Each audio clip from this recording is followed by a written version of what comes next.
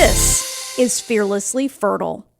Welcome to the Fearlessly Fertile podcast, episode 366, The New Rules of Fertility. Number 2, evolving away from effort. Loves, I am so excited to be here with you this week as we dive into one of my favorite topics, evolving away from effort. I know hearing me say those words, some of you may be asking, what the hell is she talking about? There's never been a more important time for me to be putting in effort. What are you talking about, Rosanne? So many of us have been told over the years, I bet you have many different examples of this in your life. Put some effort in, or where's the effort here? Or are you going to put any effort into this? There is this idea that we have running around in our heads from our professional lives, and then it seeps into our fertility journey, that everything requires effort. But in this context, effort is all about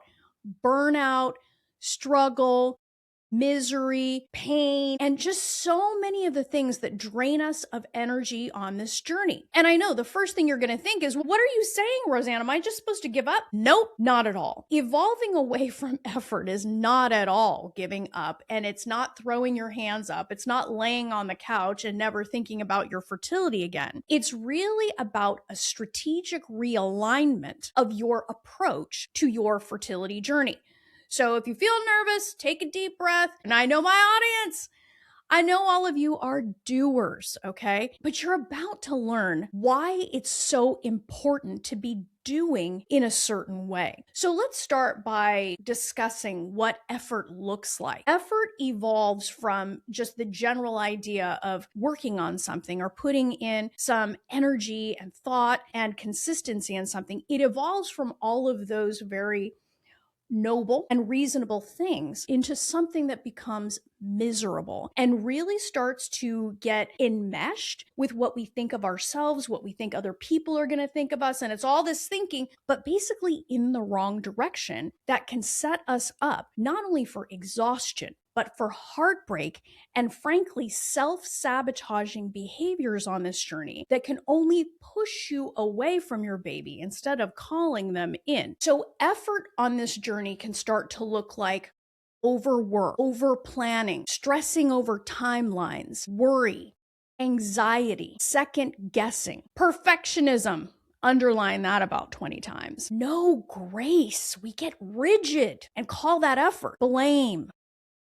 Never, ever being enough. And all of that is twinged with desperation and terror that the thing we desire is not going to happen. So what do? We engage in all of those behaviors and call it effort. We deny ourselves joy. I remember I coached a woman a long time ago who wouldn't even eat cake on her anniversary. It didn't matter that it was gluten-free. It didn't matter that it was low sugar. Wouldn't eat cake on her wedding anniversary because she thought that cake was going to keep her from being pregnant. She called that effort. I pointed it out as fucking exhaustion. And just a side note, ladies, when you become unfun in the name of having this baby, he's going to be tapping out faster than you can say, make me another appointment at the clinic. All of this is decidedly and dramatically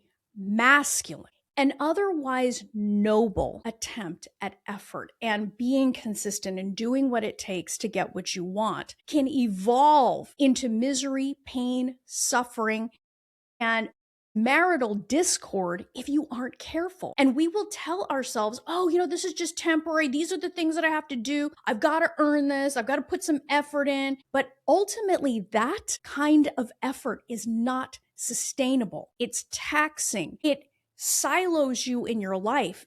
Women who are able to find joy in this process get back to who they are, use their thinking strategically so that it's not about punishing. Effort is not punishing. Effort becomes joyful. Effort becomes an expression of their love for their life, their child, the vision that they have. That is very different than the effort that is draining you of your precious energy and is sending your nervous system into chaos.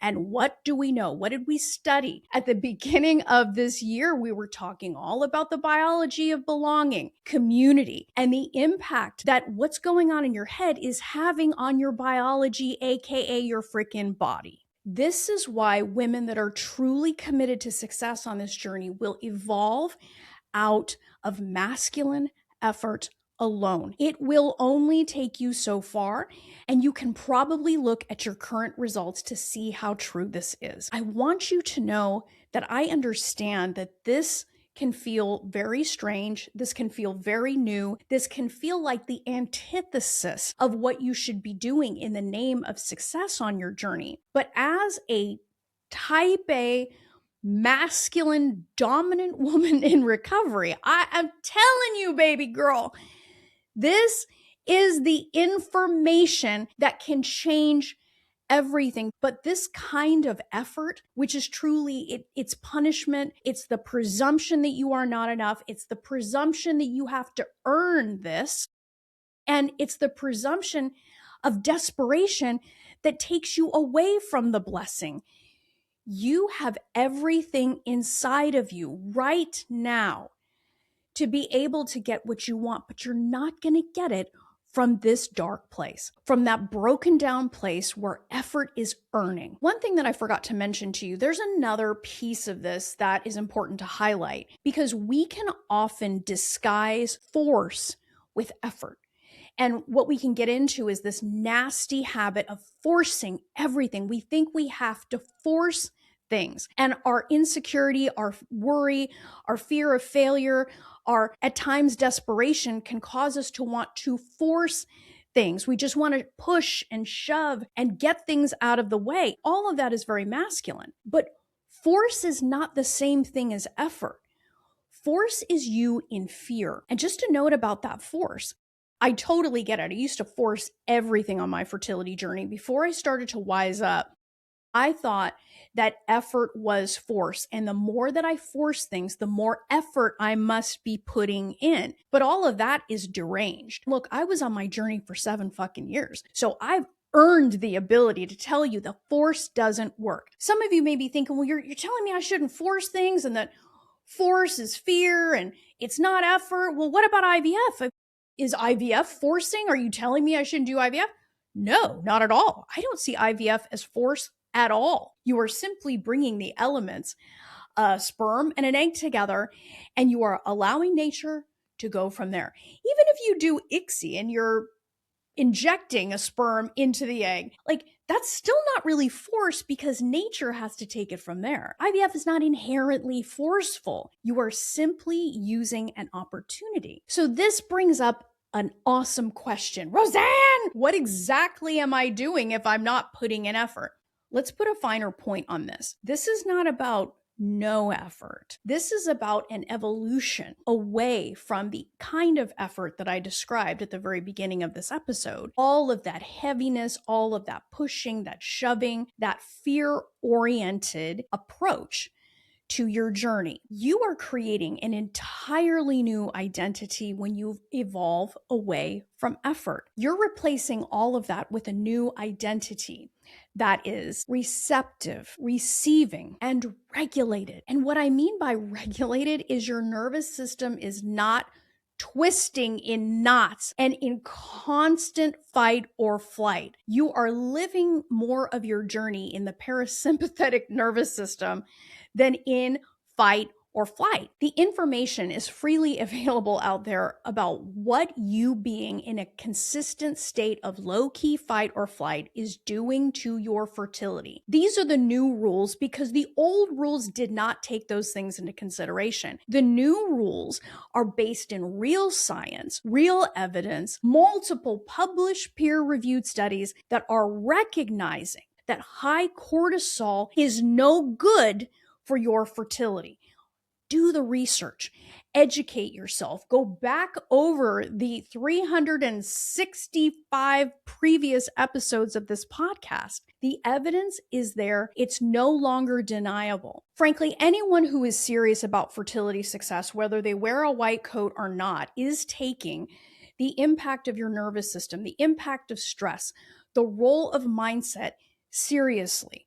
We are not just a pile of organs that operate independently. We are a whole system, mind and body. Anybody who is having a reasonable conversation about fertility is going to be including your mind. When we are talking about receptive, receiving, and regulated, what we're talking about is you in a state of personal power that positions you to do the things that are right for you at a pace that feels good. You're open, you're curious, and you are regulated. You're not doing what you need to do on this journey from panic, fear, rushing, hurrying, forcing, misery, competition, jealousy, feeling left out, and having to get across the finish line by a certain date. Those days are over for women that are serious about fertility success. Go and listen to 10 episodes from my Miracle Mamas. Every single one of them did this in one way or another. Getting their mind strategy in place was critical because if you just continue to focus and lean on effort, you never get to the place of receptivity, receiving, or regulation. So, what does it look like to have a fertility identity that is evolved past effort? Well, it looks like exploration, curiosity, not seeking guarantees, not needing guarantees, frankly, because you understand that you are your guarantee. You're not interested in blame. You're interested in a result. You're open. You're not judging yourself. You're not timeline obsessed. You can approach your journey from calm, confidence, joy.